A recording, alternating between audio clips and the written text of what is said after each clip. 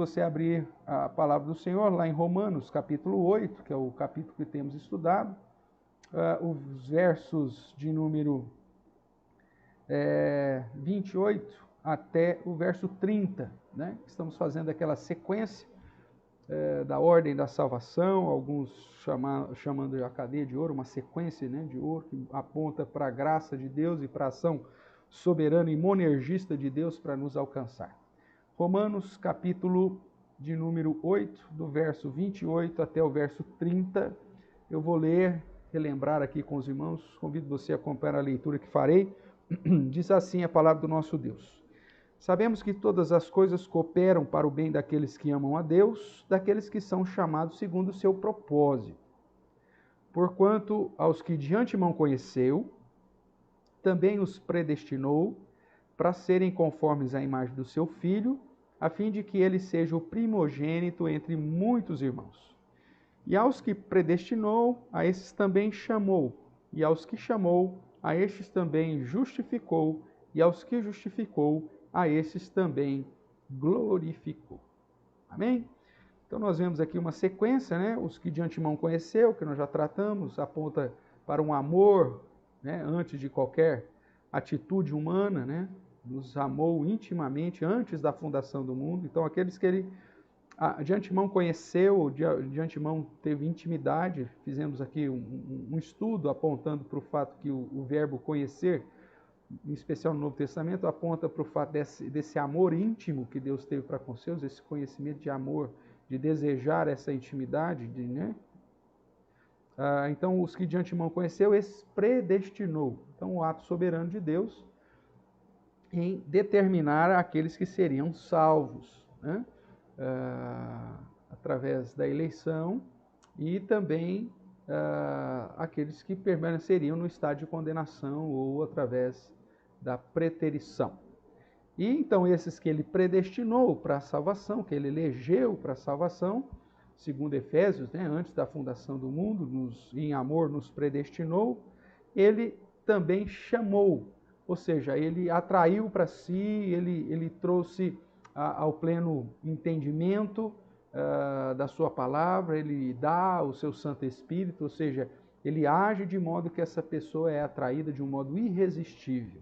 E é sobre esse passo aqui, né, que Paulo vai trazer, o chamado ou a vocação, que vamos trabalhar hoje, se der tempo, entrando aí também na justificação e na glorificação, tá bom? Relembrando que a ideia de Paulo escrever a carta aos Romanos era escrever para a igreja de Roma, se apresentando o seu plano, o seu projeto missionário de ir até a Espanha, e referendando os motivos porque ele teria que pregar o Evangelho, ou porque se deve pregar o Evangelho em todos os lugares. Primeiro, porque os homens estão todos condenados, quer judeus, quer gentios, não há um justo sequer, porque o Evangelho de Deus é o poder de Deus para a salvação de todos os homens, porque a revelação geral não tem caráter salvífico, somente a revelação especial, ou seja, a palavra de Deus, e por isso então o homem que está condenado não tem condição de se salvar, somente através de Jesus Cristo como nosso representante, que pagou gratuitamente um preço na cruz do Calvário, nos salvando por sua graça, e aí então aplicando em nós a justificação, e essa justificação nos torna de novo amigos de Deus, nos permite a adoção, né, como filho de Deus, reconciliação com Deus, e aí então Paulo vai tratando e mostrando na sua carta que toda essa obra é uma ação de Deus em nosso favor. Então a ideia de pregar o Evangelho está pautado nessa ação soberana de Deus em separar, lá antes da fundação do mundo, pessoas para serem chamadas durante a sua vida e receberem assim a aplicação da justificação, da redenção, da salvação em Cristo Jesus. Então vamos lá. O verso 30 então diz: e aos que predestinou, a esses também chamou. Então o que é esse chamou? É a vocação, né? É essa ação de Deus em nos alcançar. Na carta aos Efésios, no capítulo 4, que já é a parte prática da carta aos Efésios, Paulo vai dizer assim: rogo-vos, pois eu, prisioneiro no Senhor, que andeis de modo digno da vossa ou da vocação a que fostes chamados. Então, essa vocação refere-se a esse chamado de Deus, que é o novo nascimento, que é a conversão, que é esse momento onde a palavra de Deus nos é apresentada e o nosso entendimento é iluminado, e através da ação do Espírito Santo nós compreendemos que somos pecadores, que carecemos de Deus, e aí então reconhecemos Jesus como nosso Senhor e Salvador, como aquele que ressuscitou para nos garantir a salvação, e aí então temos o recebimento do Espírito Santo e o selo das suas promessas e a atuação desse Espírito nos conduzindo à santidade ou à santificação e a todos os outros passos, enquanto aqui estivermos aguardando, portanto, a glorificação final. Então vamos lá. Paulo, então, nessa sequência lógica, né, que é apresentada em Romanos, e o que eu falei que não é definitivo, o objetivo de Paulo não é trazer uma ordem de salvação completa, mas apresentar ou dar ênfase nas ações de Deus, né, para alcançar a nossa redenção. Então, ele fala desse amor antes da fundação do mundo, da eleição ou predestinação, do chamado, da justificação, da glorificação. Mas aí, esse chamado ainda tem um desdobramento, que é a própria conversão, a fé salvadora, a própria regeneração, a santificação, que são outras ações, né, dentro desse processo que Paulo não cita aqui, mas que ainda faz parte da ordem de salvação. Então, na sequência que Paulo apresenta, ele define que o chamado para a salvação, ou a vocação, também é uma obra de Deus. Aqueles que Deus amou lá atrás, né, aqueles que Deus amou, ele predestinou e Deus chamou. Então, a vocação e a conversão, a fé salvadora para esse momento, de crer na palavra que está sendo ministrada, Paulo vai colocar tudo na conta de Deus, né, que é a visão reformada do Evangelho, que aponta que a salvação é uma obra exclusiva, monergista, realizada tão somente por Deus, até esse momento do nosso novo nascimento. E a partir daí, então, há uma responsabilidade daqueles que foram chamados, ou daqueles que foram ressuscitados, que passaram pela ressurreição da vida espiritual, ou seja, tornaram nova criatura, se tornaram nascidos do Espírito, passam agora a ter a responsabilidade de realizar as boas obras que o próprio Deus preparou para que nós andássemos nela. Mas toda a obra da redenção pesa sobre a responsabilidade do nosso Deus.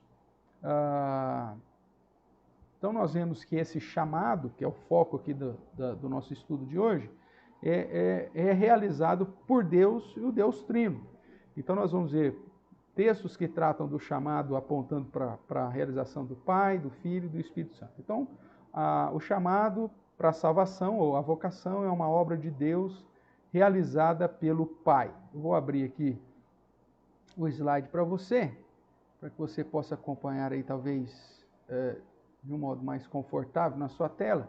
Então, vamos ver aí alguns textos. Primeiro, 1 Coríntios, capítulo 1, dá uma olhadinha aí. 1 Coríntios, capítulo 1, o verso de número 9.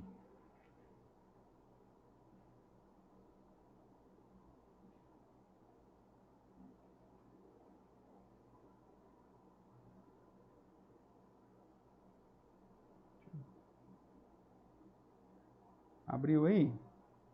Quando você está abrindo aí, deixa eu me colocar aqui no cantinho. Que aí você vai acompanhando comigo aí, tá bom? Então vamos lá. 1 Coríntios, capítulo 1, o verso é de número 9, que vai nos dizer assim. O próprio capítulo, o verso 1 já mostra essa questão do chamado, né? Paulo falando a respeito dele. Veja o verso 1, 1 Coríntios, capítulo 1, verso 1. Paulo, chamado pela vontade de Deus para ser apóstolo de Jesus Cristo e o irmão Sóstenes. É aí no verso 9. Fiel é Deus, pelo qual fostes chamados à comunhão de seu Filho Jesus Cristo, nosso Senhor.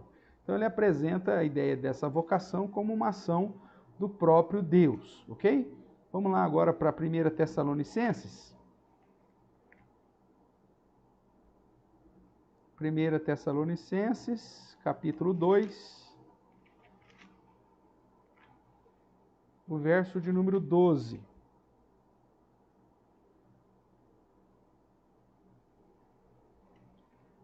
2:12 vai dizer assim: exortamos, consolamos e admoestamos para viverdes por modo digno de Deus, que vos chama para o seu reino e glória. Então, colocando aqui essa ação de Deus Pai como também agente do chamado. Olhando agora, saindo um pouquinho de Paulo, né, e olhando aqui para Pedro, lá no finalzinho do Novo Testamento, Pedro, primeira epístola de Pedro, capítulo 5,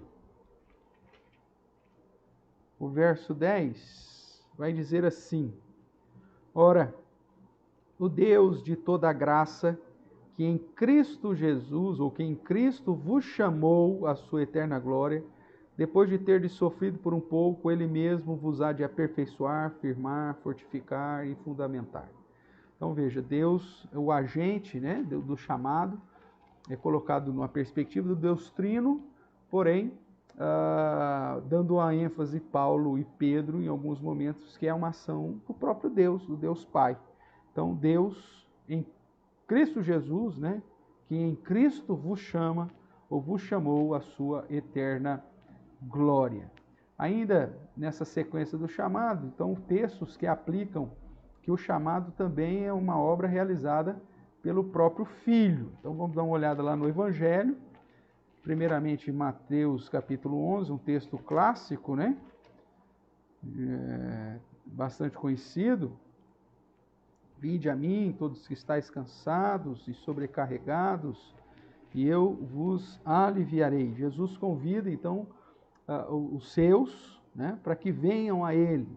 Chamado explícito aqui no seu ministério terreno. Vinde a mim, todos que estáis cansados e sobrecarregados, e eu vos aliviarei. Essa soberania, né, de Deus em salvar, né, e chamar aqueles que foram separados para a sua própria honra e glória. Um outro texto aqui nos Evangelhos, agora Lucas, capítulo 5. Lucas, capítulo 5, o verso 32. Jesus aqui, diante de uma discussão em relação aos escribas e fariseus, ele então apresenta: não vim chamar justos, e sim pecadores ao arrependimento. Então, a pregação do Evangelho é arrependei-vos e crede. Então, essa é a ação do próprio Cristo, né? Veio à casa de Israel, a ovelha perdida de Israel, veio chamar os perdidos, os pecadores, ao arrependimento. E um outro texto que aponta para o chamado de Jesus, né, a segunda pessoa da Trindade, João capítulo 7, o verso de número 37. Falando aí do período da festa do tabernáculo, no último dia, o grande dia da festa, Jesus aponta, toda a questão cerimonial aponta para Cristo, né? Então, no último dia, estou aqui no João capítulo 7, verso 37. No último dia, o grande dia da festa, levantou-se Jesus e exclamou: se alguém tem sede, venha a mim e beba. Ok? Então, chamado explícito dentro do ministério terreno de Jesus. E vemos também que o chamado à vocação é realizada pelo próprio Espírito Santo de Deus. Então vamos lá ver textos que confirmam, corroboram aí a ideia de que o chamado também é realizado pelo próprio Espírito, né? Nós estamos aqui em João, vamos aqui para João 15 primeiro, já estamos aqui no Evangelho de João, né? João capítulo 15, depois nós vamos lá para Atos. João capítulo 15, o verso é de número 26.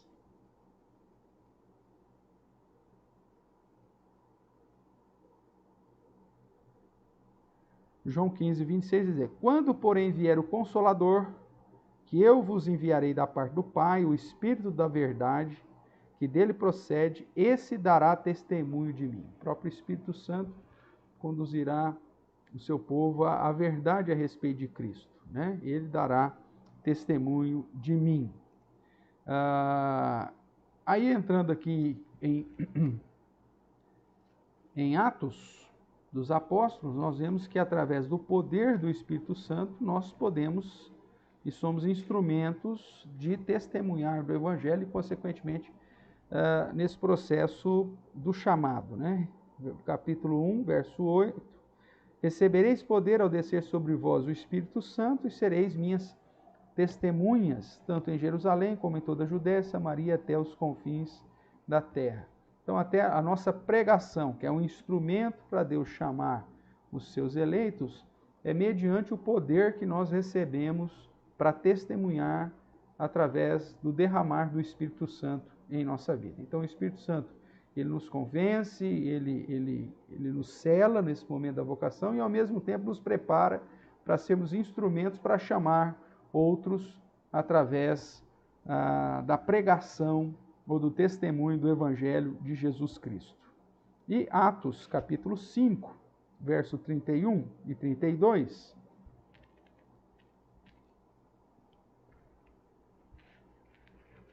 diz assim, Atos capítulo 5, verso 31. Deus, porém, com a sua destra o exaltou a príncipe e salvador, a fim de conceder a Israel o arrependimento e a remissão de pecados.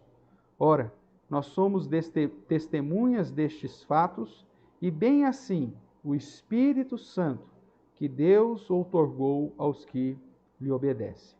Então, tanto nós, como instrumentos de Deus, porque recebemos o Espírito Santo, somos instrumentos, através do Espírito Santo, para testemunhar e, consequentemente, ser instrumentos do chamado, né, ou da pregação do Evangelho. A pregação, obviamente, que não vai ser somente para os eleitos, né, vai ser para todas as criaturas, mas esse chamado de Deus, do Deus Trino, será eficaz na vida daqueles que Ele amou de antemão e predestinou e, portanto, no momento específico, Ele chamará. Tudo bem? Vamos caminhar mais um pouquinho aqui. Então, para fins didáticos, irmãos, nós podemos dividir aí, né, no estudo sobre a vocação ou sobre o chamado, inicialmente em duas partes e depois ainda fazendo mais uma outra subdivisão para ficar claro. Então, quando tratamos da doutrina do chamado, né, ou da vocação, nós temos a vocação real e a vocação verbal, né? Então, a primeira aí, a vocação real, o que significa? Significa o chamado a todos, feito pela obra da criação, pelo reconhecimento de que existe um Deus. Então você vai lá para o Salmo 19, você vai ver que os céus proclamam a glória de Deus, né, e anunciam aí o seu poder. Vamos dar uma olhadinha aqui, Salmo 19. Os céus proclamam a glória de Deus, o firmamento anuncia as obras das suas mãos, um dia discursa o outro dia, uma noite revela conhecimento a outra noite.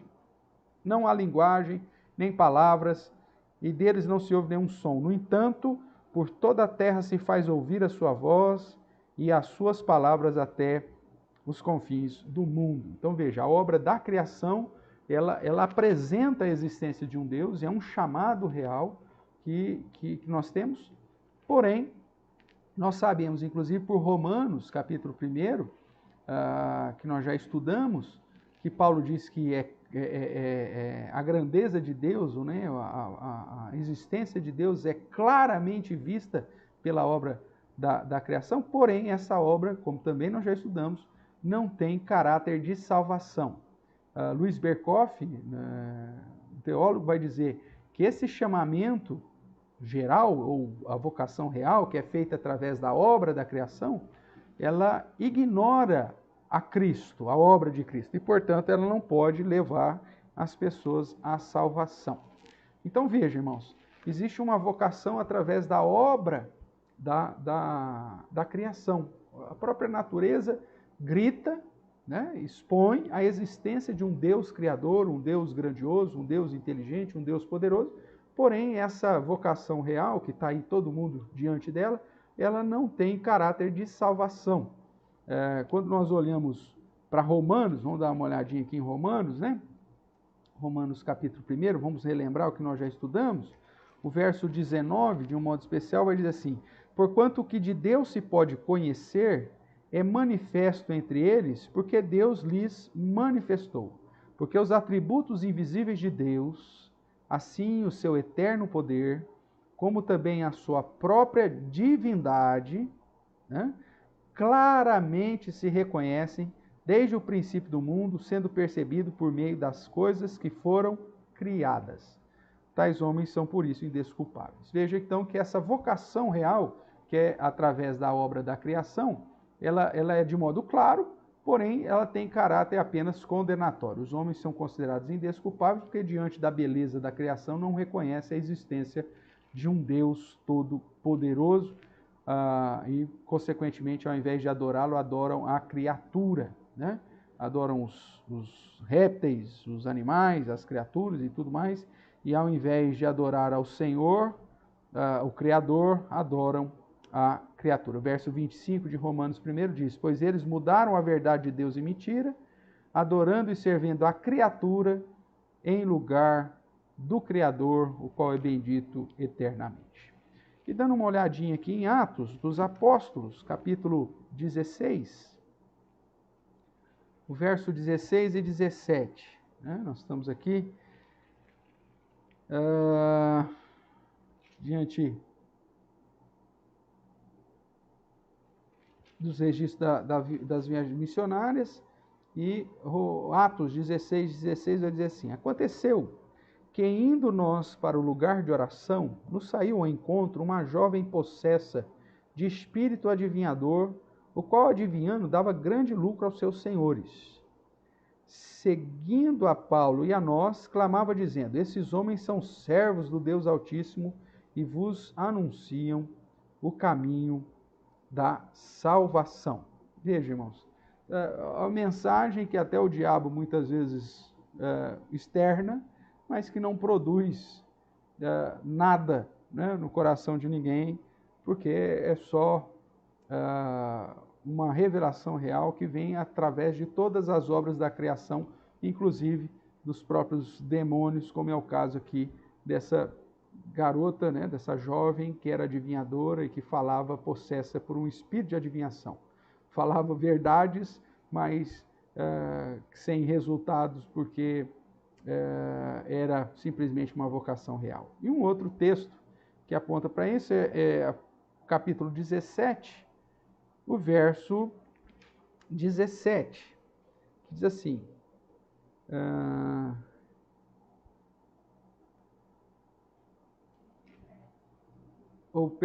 né, 17, 27, obrigado. Para buscarem a Deus, se porventura tateando podem achar, bem que não está longe de cada um de nós. Paulo está aqui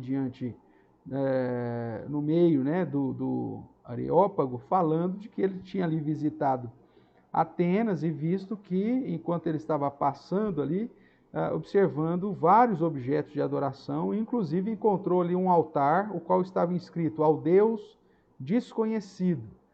E aí, então, Paulo usa isso como um ponto para iniciar a pregação verbal, né, o chamado verbal. Mas aqui, veja, essa ideia da semente da religião, né, do senso de Deus que está gravado no coração do homem, na sua mente, ele até conduz esse homem a ter uma vida de religiosidade, mas não conduz ao verdadeiro Deus. Ele vai adorar tudo quanto é coisa, inclusive adora até um Deus desconhecido, mas não acerta o alvo. Então, tudo isso faz parte dessa chamada vocação real, que é mais voltada pela adoração dos meios que foram criados. Enquanto que, dentro da teologia, o chamado vocatio verbalis, ou a vocação verbal, ela está aí definida pelo ato gracioso de Deus, pelo qual ele gera aquele que é chamado ao chegar ao pleno entendimento da palavra de Deus. Então, nós vemos, de certa forma, né, a palavra de Deus sendo instrumento para alcançar aqueles que Deus separou, né, que Deus amou lá desde o comecinho, né, e que, portanto, vai chegar ao entendimento da palavra do Senhor, da pregação, porque Deus age de modo gracioso, inclusive concedendo-lhe a fé salvadora e o selo do Espírito Santo no momento que ele ouve o Evangelho e crê. Então, a vocação verbal é o chamado de Deus mediante a pregação da palavra e que tem um caráter definitivo no coração daqueles que foram eleitos. Dentro da vocação verbal, você vai ver que ela também é apresentada para o não eleito, mas o não eleito não vai ser alcançado, chamado de um modo irresistível. Ele pode até ter aí uma certa empatia, um certo entendimento, até falar, puxa vida, é interessante tudo isso, mas o arrependimento para a vida, a fé salvadora, não lhe vai ser concedido e consequentemente, a vocação não será aplicada definitivamente, ok? Vamos caminhar aqui mais um pouquinho. Então, fizemos uma divisão entre a vocação real, obra da criação, vocação verbal, mediante a própria palavra de Deus. Deixa eu mudar eu aqui de lugar de novo, para não te atrapalhar. Então, vamos lá. A vocação verbal, irmãos, nem sempre parece atingir o seu objetivo, né? Aquilo que eu falei, muitas vezes nós vamos falar pregar o evangelho, se a pessoa não está contada entre os eleitos ou não é o tempo do chamado dele, a palavra parece que não vai atingir o objetivo. Você prega e as pessoas não dão ouvidos. Pois mesmo, então, como aí no nosso slide, né? Pois mesmo sobre muitos que são confrontados ou até mesmo apresentados o evangelho, que segundo Paulo é o poder de Deus para a salvação, nem sempre leva a efeito o resultado desejado. E aí a pergunta é, por quê que você prega o evangelho para alguns se dobram, se arrependem, se convertem, outros não? E aí você faz o caminho inverso, né?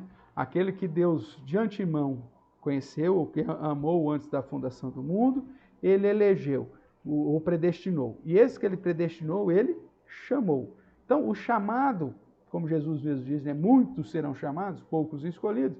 A ideia é de que o chamado é apresentado para toda criatura, mas somente aqueles que estão nesse processo, que já foram predestinados, alvos do amor de Deus antes da fundação do mundo, é que diante da pregação do Evangelho serão alcançados e receberão a fé salvadora, o arrependimento para a vida, e se prostrarão e serão selados pelo Espírito Santo de Deus. Tudo bem? Então vamos caminhar mais um pouco aqui. Então, para entender isso, é preciso uma segunda distinção, agora dentro da vocação verbal, né? Então, dentro da vocação verbal, nós temos uma vocação externa e uma vocação interna. Uma vocação externa ou uma vocação eficaz. Então, você vai pregar o evangelho de um modo externo, para todo mundo, mas somente naqueles que estão dentro desse processo, dessa cadeia aí, dessa sequência da ordem da salvação, que já foram predestinados porque foram amados antes da fundação do mundo, é que o chamado fará o efeito esperado, ok? Então, a vocação externa, que é a pregação para todo mundo. Então, vamos dar uma olhada aí. A Bíblia apresenta explicitamente sobre uma vocação que não é eficaz. Você prega e as pessoas tão somente ouvem, mas não, elas não reconhecem, né, a eficácia desse chamado e, consequentemente, acabam desprezando o Evangelho. Tá certo? Então vamos lá, vamos dar uma olhadinha em alguns textos aí para comprovar essa ideia. O primeiro lá em Marcos, capítulo 16, né, falando da ordem da evangelização para todo mundo. Vamos ver lá. Marcos, capítulo 16.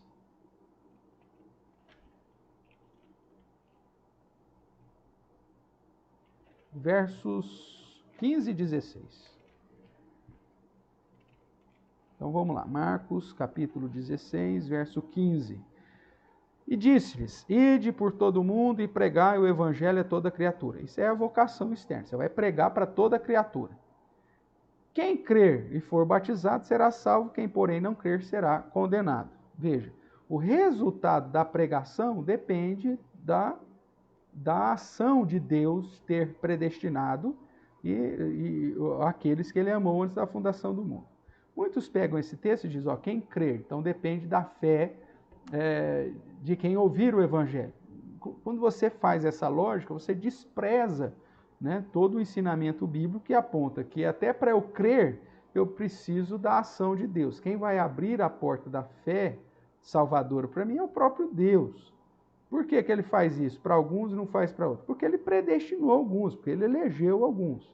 Então, esses que ele predestinou, no momento que você prega o evangelho para eles, no momento que anuncia o plano de salvação para eles, aí eles creem, se arrependem e recebem o batismo, e por isso são salvos. E aqueles que rejeitam, não é porque simplesmente não rejeitaram, porque não aceitam a salvação, mas porque eles nunca foram contados entre aqueles que realmente creriam e se arrependeriam.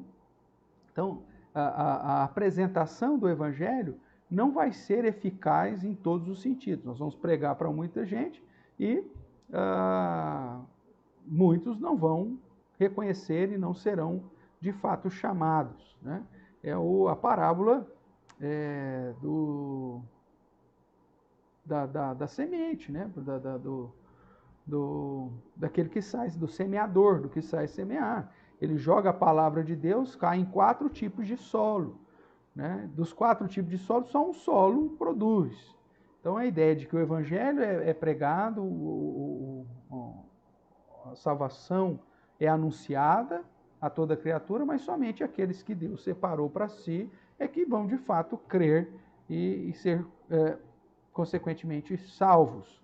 A ideia aqui apresentada em Marcos é um plano de evangelização, né, para os gentios, e por isso então que há essa sequência. Nós já estudamos em outros momentos aqui o texto de Marcos e fica claro isso. Um outro texto aí, vamos lá, para Mateus agora, Mateus 22, do verso 2 em diante, que é a questão das bodas, né, do seu filho. Então vai dizer assim, Mateus 22, a parábola, né? O reino dos céus é semelhante a um rei que celebrou as bodas de seu filho. Então enviou os seus servos a chamar os convidados para as bodas, mas esses não quiseram vir. Então enviou outros servos com esta ordem: dizei aos convidados, eis que já preparei o meu banquete, os meus bois e cevados já foram abatidos, tudo está pronto, vinde para as bodas. Eles, porém, não se importaram e se foram, um para o seu campo, outro para o seu negócio, e os outros, agarrando os servos, os maltrataram e mataram. O rei ficou irado e, enviando as suas tropas, exterminou aqueles assassinos e lhes incendiou a cidade. Então disse aos seus servos: está pronta a festa, mas os convidados não eram dignos. Ide, pois, para as encruzilhadas dos caminhos e convidai para as bodas a quantos encontrardes. E saindo aqueles servos pelas estradas, reuniram todos os que encontraram, maus e bons, e a sala do banquete ficou repleta de convidados. Entretanto, porém, o rei, para ver o que estavam à mesa, notou ali um homem que não trazia veste nupcial e perguntou-lhe: amigo, como entraste aqui sem veste nupcial? E ele emudeceu. Então ordenou o rei aos serventes: amarrai-o de pés e mãos e lançai-o para fora, nas trevas. Ali haverá choro e ranger de dente, porque muitos são chamados, mas poucos escolhidos. Uma parábola que não é uma parábola das mais fáceis, mas aponta para o fato de que a ação de Deus acaba, e a própria ação de Deus em colocar as vestimentas nupciais naqueles que ele convidou e que vieram debaixo do seu convite, permaneceriam debaixo da sua vontade, mesmo diante da realidade humana, sendo considerados bons ou maus.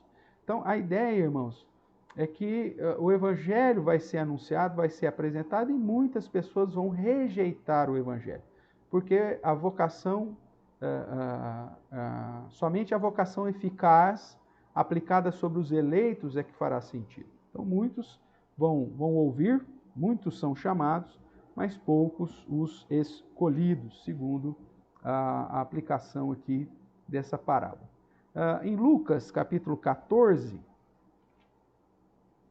isso explica também, irmãos, porque muitas vezes, né, o trabalho de evangelização, de pregação do Evangelho, a gente anuncia o Evangelho, prega, mostra, apresenta os argumentos, mostra por A mais B, só falta desenhar para as pessoas a respeito do poder de Deus e da obra de Jesus Cristo, e as pessoas falam, não acredito, né?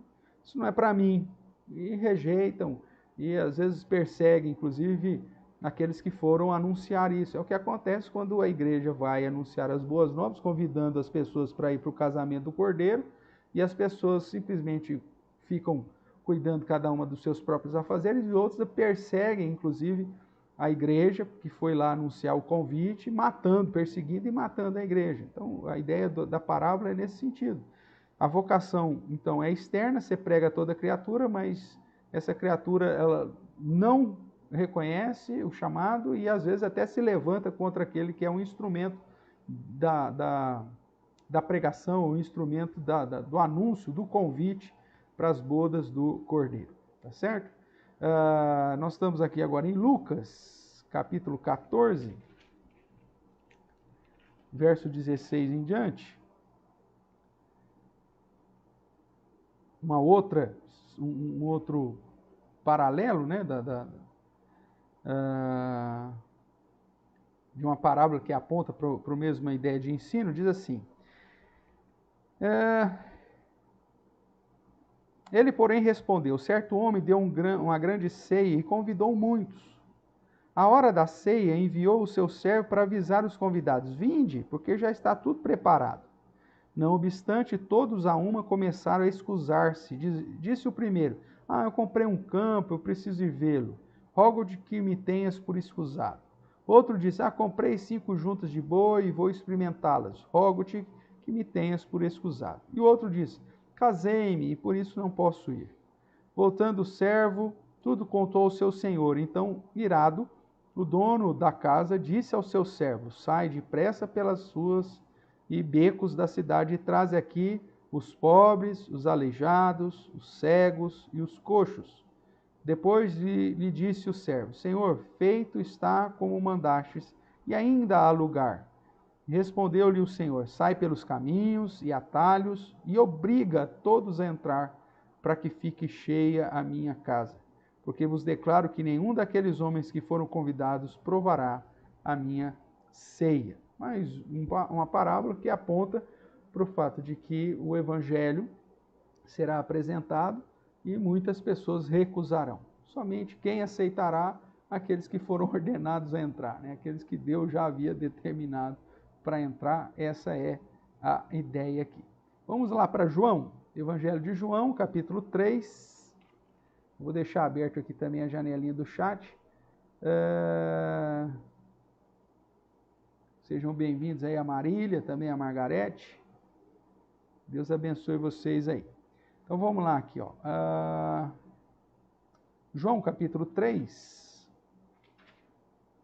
o verso de número 36, vai dizer assim: por isso, quem crê no Filho tem a vida. O que, todavia, se mantém rebelde contra o Filho, não verá a vida, mas sobre ele permanece a ira de Deus. Veja que nos dois contextos das parábolas, mostra o Senhor se irando, né? Por quê? Porque essas pessoas, ao invés de abraçar o convite gracioso, né, bondoso e de comunhão, as pessoas rejeitam, cada uma vive a sua vida como lhe apraz, e aí Deus aplica a sua ira sobre eles, né? Agora, quem crer no Filho tem a vida eterna. Agora, quem que vai crer no Filho? Aquele que Deus amou de antemão, aquele que Deus predestinou, e por isso, diante do chamado, vão crer em Jesus Cristo. Atos capítulo 13, dá uma olhadinha comigo lá. Atos capítulo 13, o verso é de número 46.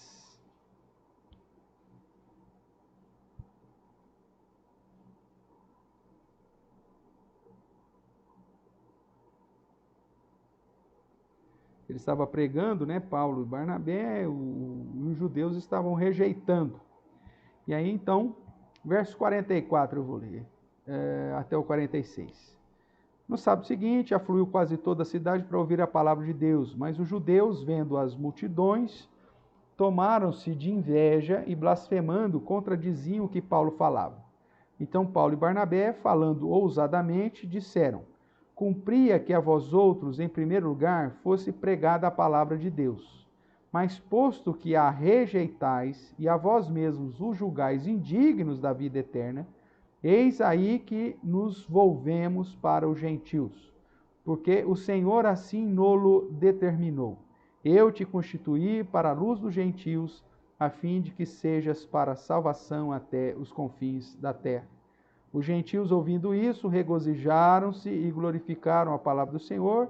E presta atenção agora, irmãos, no verso 48. E creram todos os que haviam sido destinados para a vida eterna.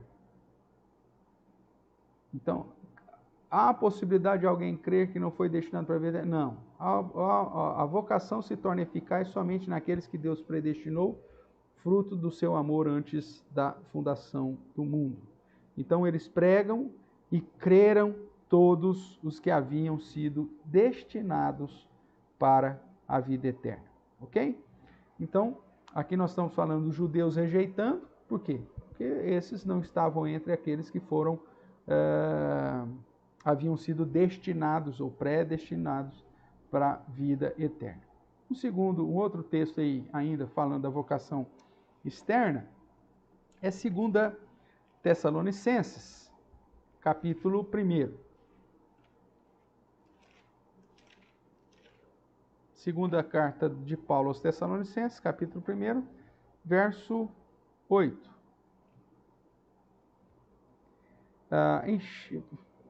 Talvez vamos ler aqui um pouquinho antes, né?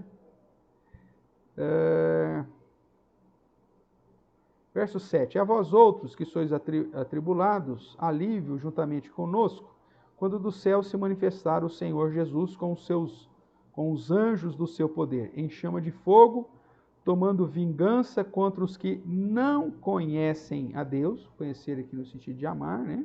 E contra os que não obedecem o evangelho do nosso Senhor Jesus.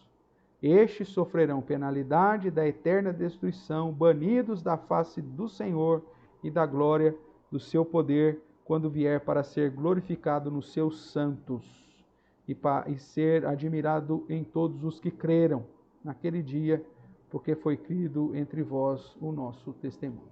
Então, muitas pessoas não obedecem ao evangelho, não conhecem a Deus, desprezam a Deus e desprezam o seu evangelho, mesmo que foram apresentados para ou diante da pregação do evangelho. Então, dentro da vocação verbal, existe a vocação externa, que é aquela que é pregada para todo mundo, né? Que sintetiza naquela frase: muitos são chamados, poucos escolhidos. Então, a vocação externa é aquela que se prega para todo mundo, mas essas pessoas rejeitam, né? Rejeitam isso. E a outra é a vocação eficaz, ou vocação interna, ok? Então, fechando aqui a ideia da vocação externa, é dito assim: a vocação externa consiste na apresentação e oferta da salvação em Cristo aos pecadores, porém sem aceitação pelos mesmos. Então você tem aí a pregação, porém eles rejeitam essa pregação, tá certo? E a vocação eficaz? Então vamos a ela. A vocação eficaz, ou interna, né, é a vocação pela palavra, salvadoramente aplicada pela operação do próprio Espírito Santo e que, portanto, é eficaz para a salvação e que não está sujeita à mudança. A partir do momento que você tem a apresentação do Evangelho e as pessoas creem nesse Evangelho, o chamado é aplicado de modo eficaz, então isso confirma todo esse processo de Deus, e é por isso que naquela ordem que Paulo apresenta, a ação de Deus não termina no chamado. Lá não é dito, olha, Deus amou antes da fundação do mundo, por isso predestinou e chamou, e agora é com você.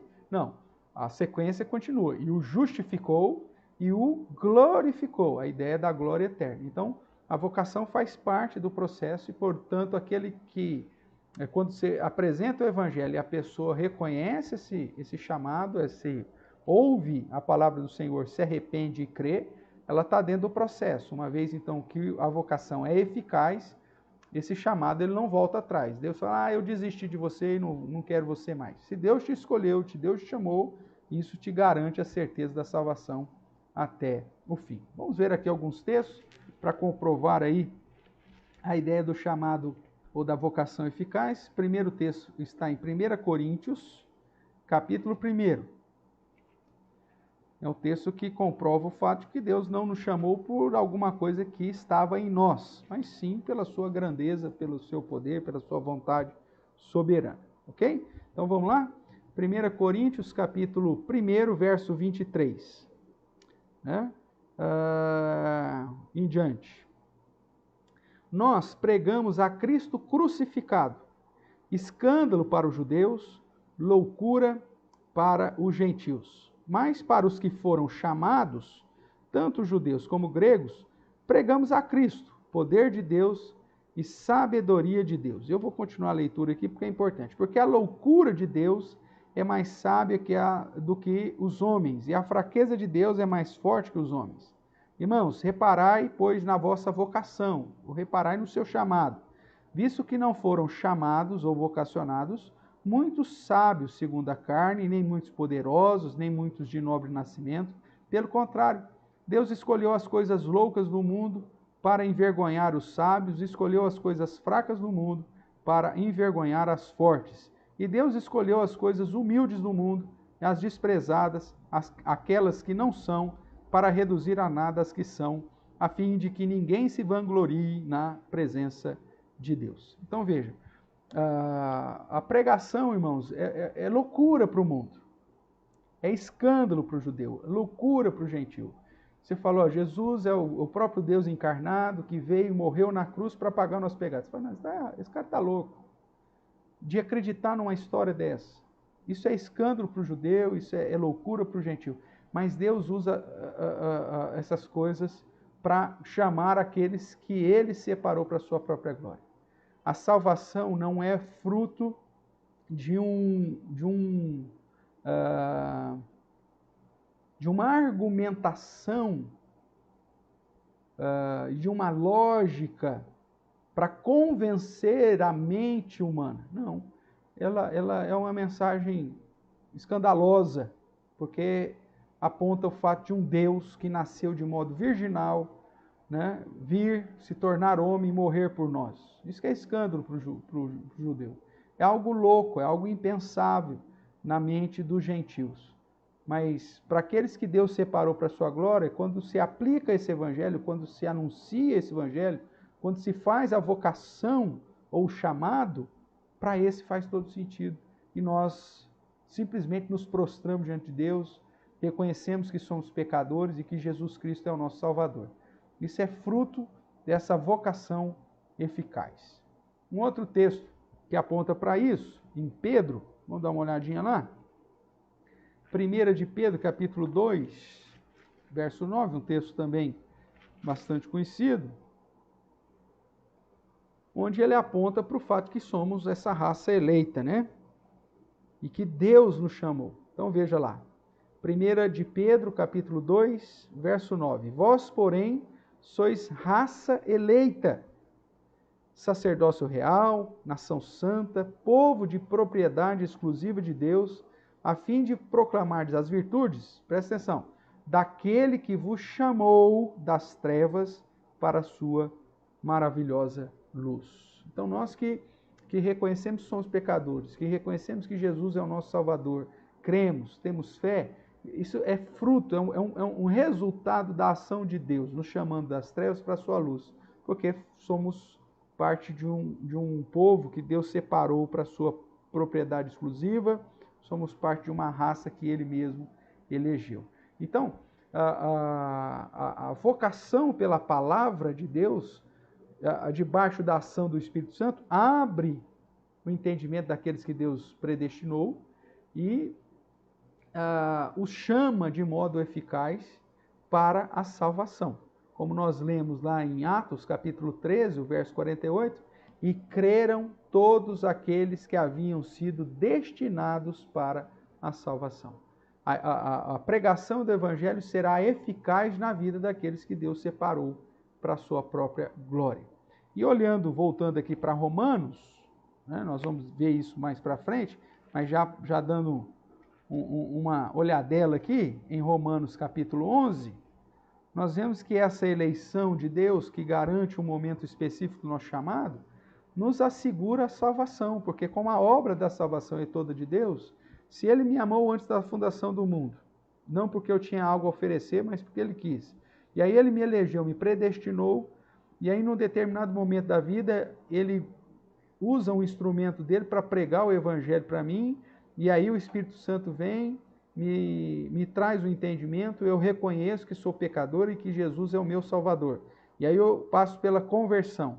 Ele me justifica, me adota, né? E me conduz a um processo de santificação que culmina ou na minha morte ou no dia que Jesus voltar com a glorificação. Então tudo isso é obra de Deus. Logo, aqueles que passam pela vocação eficaz, que foram chamados, que passaram pelo novo nascimento, eles têm a segurança da vida eterna. E nada e ninguém vai mudar esse negócio. Então, capítulo 11 aqui de Romanos, o verso 29 vai dizer assim, ó, porque os dons, e aqui a ideia de presente, né? E a vocação de Deus são irrevogáveis. Aqueles, portanto, que foram convertidos, que passaram pela vocação eficaz, esses, de modo algum, serão lançados fora. Aqueles que o Pai trouxe até Jesus, o que Jesus diz lá em João? Né? De modo algum lançarei fora, mas o ressuscitarei no último dia. Ou seja, a salvação é uma certeza na vida daqueles que foram alcançados pelo Evangelho, que reconheceram que são pecadores, que confessaram Jesus como seu Senhor e seu Salvador e que entenderam o plano da salvação. Veja, o chamado, portanto, é mais um processo dentro desse plano de Deus que culmina lá na glorificação, né? No fato da certeza da vida eterna. Ok? Então, vamos lá. A vocação eficaz ou interna, dependendo do nome aí que você pode encontrar na literatura, né? É a aplicação do chamado por meio da pregação das Escrituras.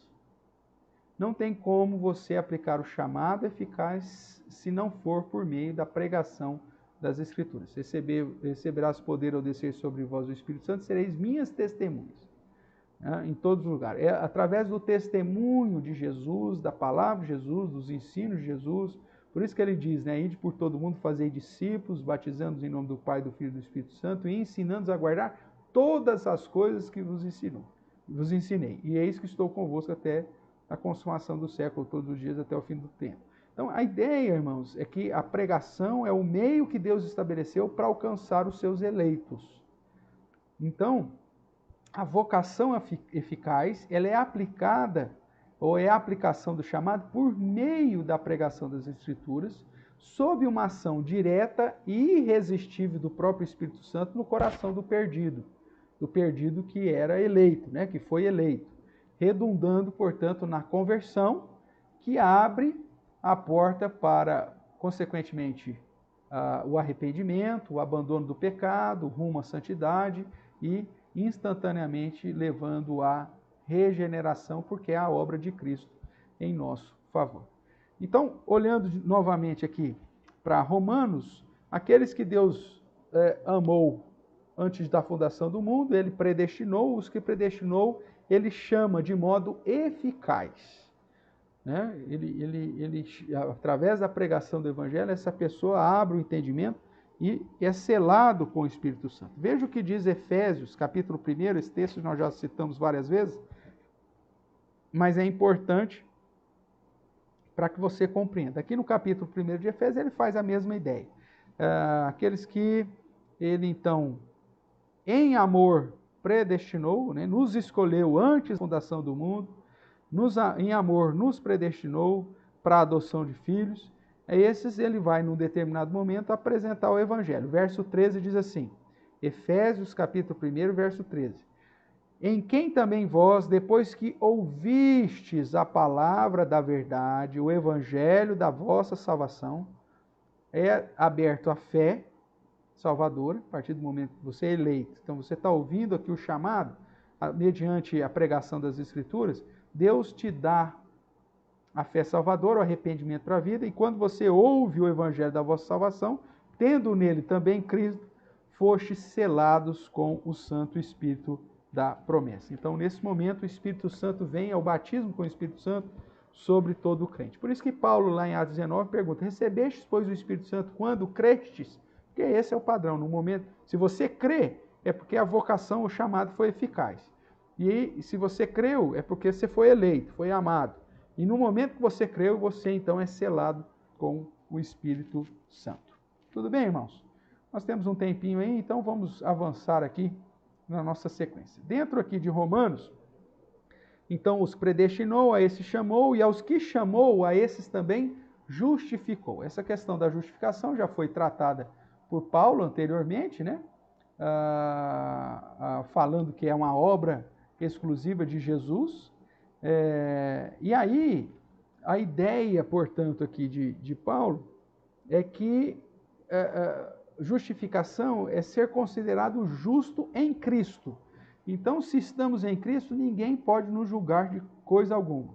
É nesse sentido que nós sabemos que a partir da obra de Cristo na cruz do Calvário, Satanás foi lançado dos céus porque ele não mais exerce a função de acusador. Eu não tenho por que de acusar se os pecados já foram pagos por Jesus Cristo na cruz do Calvário, né? Então, o verso 31 vai dizer assim, ó, Romanos 8:31. Que diremos, pois, à vista dessas coisas? Se Deus é por nós, quem será contra nós? Ou seja, se Deus é quem age para a nossa salvação, quem pode fazer com que a gente perca essa salvação? Aquele que não poupou o seu próprio filho, antes por todos nós o entregou, por todos nós aqui, não todas as pessoas, mas todos aqueles que ele amou antes da fundação do mundo e predestinou e chamou, né? Porventura não nos dará graciosamente com ele todas as coisas? Quem intentará acusação contra os eleitos de Deus? Mais uma vez ele reforça a questão da eleição. É Deus quem os justifica. Então veja, quem os condenará? É Cristo Jesus quem morreu, ou antes quem ressuscitou, o qual está à direita de Deus e também intercede por nós. Então a justificação é aplicar a obra de Cristo, né, o Filho que foi entregue por nós e que morreu e antes ressuscitou, para que ninguém apresente ou intente acusação contra os eleitos. Então a justificação é retirar o peso de toda a condenação. Tanto no Antigo Testamento como no Novo Testamento, os termos traduzidos aqui por justificar, né, na grande maioria dos casos, significa declarar judicialmente que o estado de uma pessoa está agora em harmonia com a lei. Nós temos aí alguns textos, né? Êxodo 23:7, Deuteronômio 25:1, Provérbios 17:15, Isaías 5:23. Ou de um modo mais simples, declarar que a pessoa é justa. Ou seja, justificar é tornar aquela pessoa que é condenada justa mediante a substituição de alguém. Beleza? Antes de eu avançar aqui um pouquinho, deixa eu dar uma olhada aqui no chat, que nós temos aqui o Paulinho, falando assim, pastor, aquele que é chamado eficazmente vai a Deus por inteiro na hora do chamado ou pode ir também a Deus gradualmente? Paulinho, existe dentro, o chamado é eficaz, a pessoa reconhece, há um momento específico da conversão. Porém, a santificação não é instantânea. Então, é possível que essa pessoa que foi chamada, que já foi regenerada, recebe o Espírito Santo, mas ainda vive uma prática de luta com o Espírito Santo e, consequentemente, de práticas carnais. E que, com o passar do tempo, nesse processo da santificação, alguns teólogos, inclusive, dizem, né? Ele vai sofrendo várias conversões, vários momentos de mudança de vida durante o caminhar. Deus vai completando a boa obra que começou. Mas o chamado eficaz é o reconhecimento de que ele é pecador e que Jesus é o seu Salvador. E ele se entrega ali. Ele reconhece, ele se converte, ele passa pelo novo nascimento. A regeneração é instantânea, ou seja, ele passa a ser regenerado. A aplicação da justificação está em Cristo Jesus, mas não significa que ele chega no ápice da santificação. Né? Então, você vê, o cara é convertido, mas o cara ainda faz tal coisa. Mas o cara diz que se converteu, mas tem hora que ele faz determinada coisa que não é característica de um salvo. Veja, então o processo de santificação ainda leva um tempo, mas o chamado geralmente é eficaz. E você recebe o Espírito Santo no momento que você crê. Então, dentro da visão bíblica, existe um momento específico da conversão, que é o momento do selo do Espírito Santo, que é quando você crê na palavra ou no evangelho da salvação. Agora, o processo de santificação ainda continua. Muita gente fala, não acredito que o fulano se converteu não, eu acho que ele não se converteu ainda não, porque ele tem alguma prática lá que não condiz a um discípulo de Cristo. É possível que um convertido ainda tenha alguma prática de vida que ainda precisa ser moldada segundo o padrão do Espírito? Sim, é possível. Né? E algumas áreas da nossa vida que ainda vão passar por um processo de mudança, que eu coloco entre aspas, e alguns teólogos usam como conversões. Sim, é possível. Mas o chamado eficaz, ele é determinante no processo da conversão. A pessoa recebe ali o Espírito Santo, é regenerada, a fé salvadora foi aberta para ela, o arrependimento da vida foi aberto. Agora, é óbvio que tem um processo, que é esse processo da santificação. Tá joia, Paulinho? Espero ter ajudado aí. O nosso irmão Roberto, o diácono Roberto também, prega a palavra, ainda quer seja oportuno, quer não, corrige, repreende, exorta com toda longanimidade e doutrina. Sim, isso faz parte do chamado externo.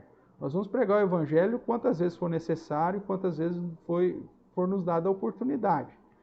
E dentro do chamado de Deus, o diácono Roberto, existe aquela parábola, né, dos trabalhadores na vinha, que o senhor então tinha uma vinha, saiu para contratar trabalhadores e chegou lá de manhã na praça e contratou uns trabalhadores e falou, eu vou te pagar 1 denário pelo dia de trabalho, tá bom? Tá. Então, logo pela manhã ele contrata lá os trabalhadores. Às 9 da manhã ele chega na praça, tem mais gente, ele contrata, meio-dia ele contrata, 3 horas da tarde ele contrata, 5 horas da tarde, quase para terminar o dia, ele chega lá, gente, mas onde vocês estavam até agora? Não, vão lá para a minha vinha lá, ainda dá para trabalhar 1 hora ainda. E aí ele contrata as pessoas já para acabar o dia. Termina lá o dia, ele começa a pagar aqueles que ele contratou, dos últimos para os primeiros, e dá 1 denário para aqueles que trabalharam 1 horinha só. Quem estava desde o início lá falava assim, opa, então se está pagando 1 denário para quem trabalhou 1 hora, nós vamos sair daqui rico hoje. E aí, para surpresa deles, eles receberam também 1 denário. E chegaram para o Senhor e falaram, mas por que para eles você deu 1 denário e para nós também? Falaram, o que nós combinamos lá de manhã? Combinamos que ia ser 1 denário. Eu estou sendo injusto com vocês? Não. O fato de eu ser gracioso com esses que foram chamados às 5 da tarde, não significa que eu estou sendo injusto com vocês. E o que combinado não é caro. Então, qual que é a ideia da parábola? Que durante o trabalho do Senhor, nós podemos ser chamados em qualquer momento da nossa vida.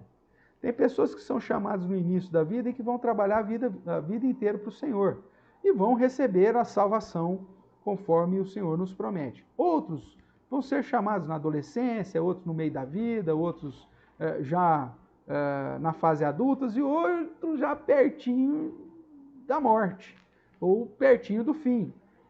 Não importa em que momento se dá o seu chamado, né? O importa é que a promessa de Deus vai ser aplicada igual para todos. Então, a ideia aqui, enquanto a pessoa está viva, nós precisamos pregar o Evangelho. E aí que entra, insta, quer seja oportuno, quer não, corrige, repreende, exorta, com toda a longanimidade de doutrina, apesar que nós vamos ver isso, que era mais dentro até no contexto da igreja. Mas a ideia da pregação da palavra, do anunciar do Evangelho, vai ser aplicada em todos os momentos, e às vezes você vai pregar para uma pessoa a vida inteira. E a ação soberana de Deus, do chamado, da conversão, só vai se dar no finalzinho da vida daquela pessoa. Às vezes no leito de morte. O nosso papel é pregar. Porque não somos nós que convencemos, não somos nós que convencemos do juízo do pecado, mas é o Espírito Santo. E dentro do propósito de Deus, pode ser que alguns dos seus eleitos sejam alcançados e chamados pela pregação do Evangelho, e que isso seja compreendido por eles, a fé salvadora e o arrependimento da vida, só venham no final da vida. Então, a pregação ela tem que ser constante. Enquanto a pessoa está viva, há esperança. Eu já preguei para ela, ela nunca quis saber de Deus, então eu deixei quieto. Não, a pregação do Evangelho ela precisa ser constante. O que a Bíblia diz para você deixar quieto? A pessoa que você pregou o Evangelho, ela se diz que reconhece aquilo e ela entra na prática da heresia e abraça práticas doutrinárias erradas. Aí nós temos o indicativo de Paulo, evite o homem herético ou faccioso depois de admoestá-lo primeira e segunda vez. Mas na questão da evangelização, pessoas que você está falando do evangelho, você vai falar até o cara tá vivo. Morreu, aí não tem mais jeito aí. Se ele nunca recebeu, então aí você sabe que o cara nunca foi eleito. Mas, caso contrário, pregue o evangelho. Vamos lá. Cezinha. Pastor, Paulo fala da nossa transformação nos ares. Significa que ninguém consegue atingir o padrão de Deus. Ninguém vai santo para o céu, mas em processo de santificação e busca pelo padrão de Deus. Cezinha, quando fala da transformação nos ares, ele está falando já do retorno definitivo de Jesus, e ali o foco é a transformação do nosso corpo corruptível, né? É óbvio que aqui ninguém vai alcançar 100% a santidade, é um alvo, não é por isso, não, vai, né, não é porque a gente sabe que não vai alcançar 100% de santidade, então deixa para lá. Não, é um alvo, a gente tem que lutar constantemente pela santidade, é uma exortação bíblica, é uma responsabilidade que pesa sobre todos aqueles que foram chamados, porém, a glorificação, que é o estado pleno, né, da retirada de toda a influência do pecado sobre nós, ela só se dará no dia final, né, quando da ressurreição e da transformação daqueles que estiverem vivos, né? Agora, eu não sei se essa conexão que você fez, o fato da transformação nos ares, seria tão somente a santificação antes de chegar lá, né?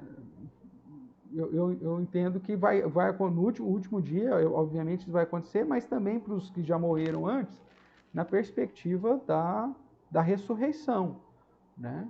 Por isso que a alma, né, estão lá aperfeiçoadas, obviamente, mas o corpo também será transformado a exemplo do corpo glorificado de Cristo, né? Agora, a sua afirmação quanto que ninguém vai entrar no céu sem estar santificado, isso é uma verdade, né? Esse é um processo que culmina para nos preparar a entrar no lugar santo. Tá certo? Irmãos, vamos lá, vamos continuar mais um pouquinho aqui com a questão da justificação. Então, a justificação é a aplicação da obra de Cristo em nossa vida, que nos declara que somos justos. E aí a questão que Paulo apresenta é, então se Jesus nos justificou, né, se é Deus quem nos justifica, alguém pode nos acusar de alguma coisa? Não. Mesmo ainda nesse processo de santificação, mesmo ainda tendo os nossos altos e baixos, mesmo ainda tendo os nossos deslizes, ninguém pode apresentar acusação contra os eleitos de Deus. Porque quem nos garante a salvação não é nossas obras, não somos nós mesmos, mas sim a ação de Deus. Vamos lá, o Cezinha. Sim, não quero dar legalidade para pecar, mas mencionar a busca do padrão de Cristo. Perfeito, é isso mesmo, tá? Nesse processo, aí entra a nossa responsabilidade. Depois da conversão, irmãos, eu costumo dizer que aí as coisas começam a contar, né? Então, existem responsabilidades nossas. Nós sabemos que a santidade, a busca pela santidade é uma das responsabilidades, sabendo que quem nos santifica é o próprio Senhor. Mas nós temos que lutar contra o pecado, mortificar a nossa carne, tudo isso são ações de responsabilidade humana. Portanto, depois da conversão, você tem aqui a ideia de realizar as boas obras que Deus preparou para que andássemos nela. Então aí começa uma luta inclusive entre carne e espírito, para nos achegar aí o mais próximo daquilo que Deus deseja de nós. Então, antes da conversão, a gente até tentava lutar, mas isso não tinha valor nenhum, porque a gente continuava morto espiritualmente. Mas no chamado, ele nos chamou, né, das trevas para a sua luz, ou ele nos deu vida enquanto estava morto. Esse é o chamado, esse momento da conversão é que então dá o start para a responsabilidade de cada um de nós, não para a salvação, mas no sentido de que pesa sobre nós o andar nas boas obras que Deus preparou para nós, tá certo? Então vamos lá, justificação ainda. Então Paulo aqui, nós vemos que o termo se apropria de significado de salvação, né, soteriológico, e nesse contexto de Romanos, o termo significa declarar em termos forenses ou judiciais que as exigências da lei, como condições para a vida, estão plenamente satisfeitas com relação a uma pessoa. Então, a obra de Cristo nos garante definitivamente, de uma vez por todas, que os nossos pecados foram perdoados e que não há mais condenação.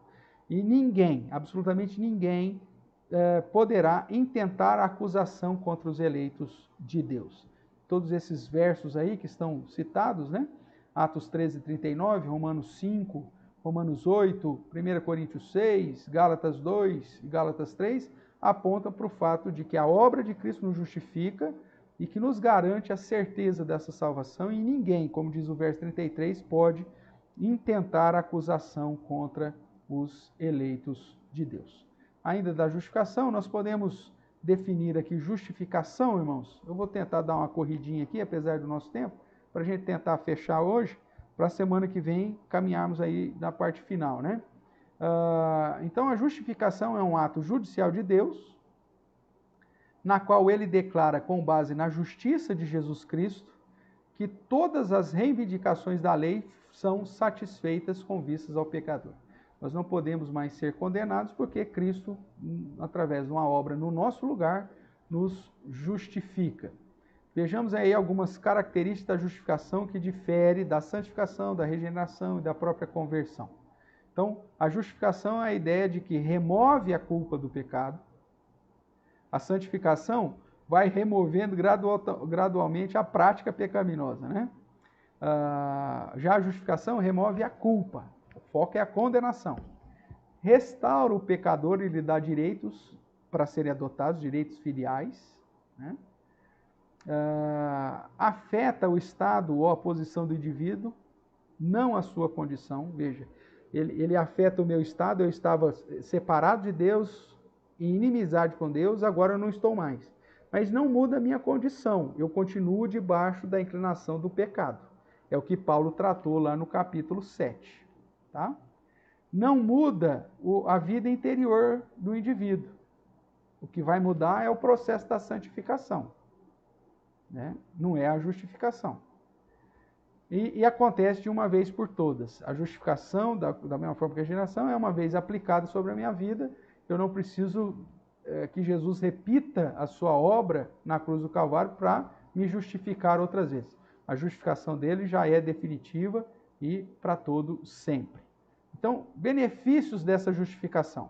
Primeiro, ela me permite ser adotado com Deus. Se eu agora não tenho mais culpa, eu não estou mais sob a condenação do pecado, Deus se reconcilia comigo e me adota, né? E aí nós temos vários textos que comprovam isso, inclusive Romanos, que nós já estudamos aqui, o verso 15, que diz: porque não recebeste o espírito de escravidão para viverdes outra vez atemorizados, mas recebeste o espírito de adoção, baseados no qual clamamos Pai, ou Abba, Pai, porque o próprio Espírito testifica o nosso espírito que somos filhos de Deus. Nós só podemos ser recebidos como filhos de Deus porque Cristo nos justificou. E o segundo benefício da justificação é o direito à vida eterna, né? O verso 17 do capítulo 8. Ora, se somos filhos, somos também herdeiros, herdeiros de Deus, co-herdeiros com Cristo, e se com ele sofremos, também com ele seremos glorificados. Então, a justificação nos permite tanto a adoção de filhos, como também a certeza e o direito à vida eterna. Para terminar, irmãos, caminhando aí para o finalzinho, olhando aqui para Romanos, nós vimos então aquele que ele amou de antemão, ele predestinou, os que predestinou ele chamou, o que chamou justificou, e aos que justificou a esses glorificou. A afirmação de Paulo aqui nessa ordem da salvação apresentada em Romanos 8, culmina na certeza de que aqueles que Deus amou antes da fundação do mundo e que foram escolhidos ou predestinados, ele escolheu, e aqueles que Deus escolheu, ele, num determinado momento da vida, resgata, chama, né, com santa vocação, a vocação eficaz, e aqueles que Deus chama, ele justifica, aplica a obra de Cristo definitivamente, e aqueles que ele justificou, então, têm a certeza da vida eterna ou da glória eterna. Por isso o termo ele glorificou. Ou seja, a certeza da obra da redenção é completa, pois Deus é quem realiza cada parte, cada detalhe e aplica em nós. Glorificar é levar para a glória, é remover totalmente e para sempre a presença do pecado em nós. Então, a glorificação é o processo onde Deus retira toda a inclinação do pecado, nos transforma segundo o corpo de Cristo e nos prepara, então, para entrarmos na glória eterna. Logo, não podemos entender a glorificação dos crentes divorciada da doutrina da preservação dos santos. O que a doutrina da preservação dos santos diz? De um modo simplista, né? Uma vez salvo, salvo para sempre. Porque se a obra da salvação é uma realização total de Deus, é Deus que me amou antes da fundação do mundo, é Deus que me predestinou, é Deus que me chamou, é Deus que glorificou através da obra que Cristo realizou no meu lugar, então ele me glorifica, ou eu serei glorificado. Por isso que Paulo coloca numa realidade passada, porque a ideia é de que isso já está consumado. Deus não vai mudar de ideia e nada vai mudar essa ação de Deus. Por isso o final do capítulo 8 vai dizer que nada e ninguém pode nos separar do amor de Deus e que nós temos a plena convicção de que somos mais que vencedores por meio daquele que nos amou. E ninguém, absolutamente nada, pode mudar o que Deus determinou. A perseverança dos santos, portanto, é a doutrina da perseverança dos santos, tem o sentido de que aqueles que Deus regenerou e chamou eficazmente para um estado de graça, não pode cair nem total, nem definitivamente desta graça, mas certamente serão preservados em Deus até o fim e serão salvos por toda a eternidade. É assim que nos fala na página 549 da Teologia Sistemática de Berkhof. Então, isso não significa, irmãos, que o eleito não pode pecar, ou até mesmo cair, ou até mesmo se afastar temporariamente da vida com Deus, né? O exemplo lá do filho pródigo, ou o exemplo que é dado na primeira epístola de João, capítulo 2. Mas o fato, né, eu posso até pecar, mas eu me arrependo, a ação do Espírito Santo me conduz ao arrependimento, eu peço perdão a Deus, e Jesus, que é o meu conselheiro, o meu consolador, o meu advogado, ele vai me lavar e vai me restaurar. Então, o fato de Deus ser imutável e nunca abandonar a sua obra, os crentes serão preservados até o fim, conforme a soberania e vontade de Deus. Mais uma vez, invoco lá João, né, capítulo 6, onde Jesus diz, olha, todos aqueles que o Pai me dá, esse vem a mim, e de modo algum lançarei fora. Então, como a salvação, a obra de Deus, aqueles que Deus predestinou, aqueles que Deus chamou para si, aqueles que Deus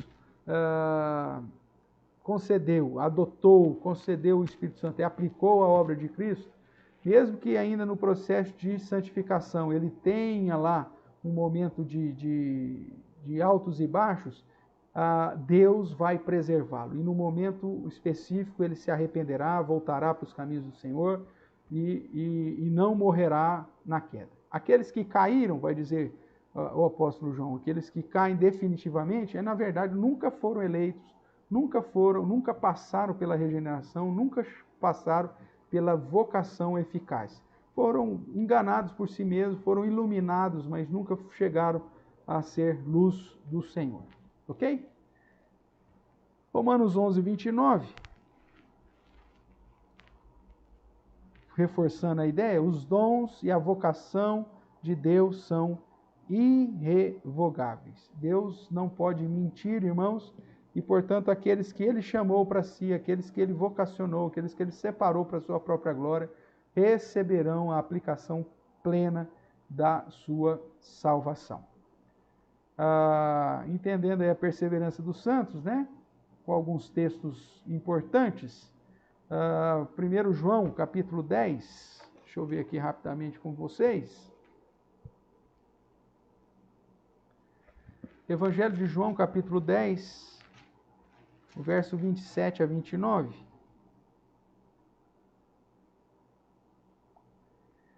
Jesus diz assim, as minhas ovelhas ouvem a minha voz, e eu as conheço e elas me seguem. Eu lhes dou a vida eterna, jamais perecerão, e ninguém as arrebatará da minha mão. Aquilo que o meu Pai me deu é maior do que tudo, e da mão do Pai ninguém pode arrebatar. Então a ideia de que, como a salvação é uma obra exclusiva de Deus, Deus dará bom êxito a essa obra na vida dos seus eleitos. Filipenses capítulo 1 vai nos chamar a atenção para o fato que Deus vai completar a boa obra que Ele mesmo começou, né? O verso 6 diz assim, estou plenamente certo de que aquele que começou boa obra em vós, há de completá-la até o dia de Cristo Jesus. Né? 2 Tessalonicenses, capítulo 3, verso 3. Todavia o Senhor é fiel, e Ele vos confirmará e guardará do maligno. 2 Timóteo, capítulo 1, verso 12. E por isso estou sofrendo essas coisas, todavia não me envergonho, porque sei em quem tenho crido, e estou certo que Ele é poderoso para guardar o meu depósito até aquele dia, ou até o dia final. No capítulo 4, verso 8, também é dito, já agora a coroa da justiça me está guardada, a qual o Senhor, reto juiz, me dará naquele dia, e não somente a mim, mas também a todos quanto amam a sua vinda. Hebreus, capítulo 7, verso 25. Eu vou citando e vou abrindo e lendo para os irmãos, por causa do nosso tempo, tá? Verso 25 diz, por isso também pode salvar totalmente os que por ele se chegam a Deus, vivendo sempre para interceder por eles. Falando desse sacerdócio imutável do Senhor, e de que a sua obra nos garante, então, a certeza. E aí, especificamente aí, voltando para o Evangelho de João, né? O Evangelho de João talvez seja aquele que mais trate da doutrina da perseverança dos santos, né? Dentro do verso que nós já lemos, né? Aquele que crê no Filho tem a vida eterna. Então é algo que já é apresentado como algo definitivo. João 5, 24. Em verdade vos digo, quem ouve a minha palavra e crê naquele que me enviou, tem a vida eterna, é uma questão já definitiva, não entra em juízo, mas passou da morte para a vida. João 6, 37, todo aquele que o Pai me dá, esse virá a mim, e o que vem a mim, de modo nenhum lançarei fora, porque eu desci do céu não para fazer a minha própria vontade, sim daquele que me enviou. E a vontade de quem me enviou é essa, que nenhum eu perca de todos os que me deu. Pelo contrário, eu ressuscitarei no último dia. De fato, a vontade do meu Pai é que todo homem que vir o Filho e nele crer tenha a vida eterna. E eu ressuscitarei no último dia. Então, essa é a ideia. O verso 44, ele diz, ninguém pode vir a mim se o Pai que me enviou não o trouxer. E eu o ressuscitarei no último dia. O verso 47, em verdade vos digo, quem crê em mim tem a vida eterna. 54, quem comer a minha carne e beber o meu sangue tem a vida eterna, e eu o ressuscitarei no último dia. Se nós compararmos aí o verso 39, né, com o verso 70, vamos fazer isso? 39 diz, a vontade de quem me enviou é essa, que nenhum eu perca de todos os que me deu, pelo contrário, eu ressuscitarei no último dia. E aí o verso 70 ele vai dizer, replicou-lhe Jesus, não vos escolhi eu em número de 12, contudo um de vós é o diabo.